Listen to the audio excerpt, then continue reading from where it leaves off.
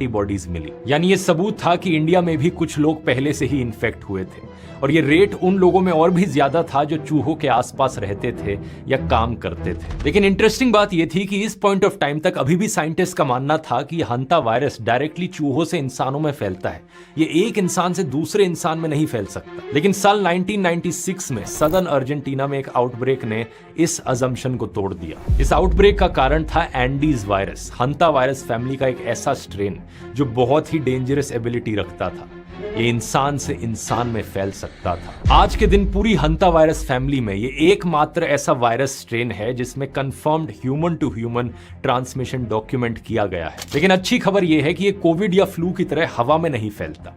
इसके लिए बहुत क्लोज्ड और प्रोलॉन्ग्ड फिजिकल कॉन्टैक्ट जरूरी है, यानी कि आप किसी और इंसान के एक लंबे समय तक काफी करीब रहें, एक ही बेड शेयर करें, उनके बॉडीली फ्लूइड से कांटेक्ट हो। इसलिए ये आमतौर पर फैमिली मेंबर्स के बीच में ही फैलता है, या फिर तब जब कोई इंसान किसी इन्फेक्टेड पर्सन की बहुत नजदीकी से केयर कर रहा हो। और यहाँ पर एक और ट्विस्ट भी है। साइंटिस्ट ने अर्जेंटीना में डॉक्यूमेंट किया है कि कुछ इन्फेक्टेड लोग सुपर स्प्रेडर्स की तरह बिहेव करते हैं। कुछ इन्फेक्टेड लोग कुछ ज्यादा ही लोगों को इन्फेक्ट कर सकते हैं। लेकिन यहाँ पर भी अच्छी चीज ये है कि इस वायरस की ट्रांसमिशन विंडो बहुत छोटी है। ये बीमारी की शुरुआत में सिर्फ एक दिन ही फैलता है। तो अब तक दोस्तों आप समझ ही गए होंगे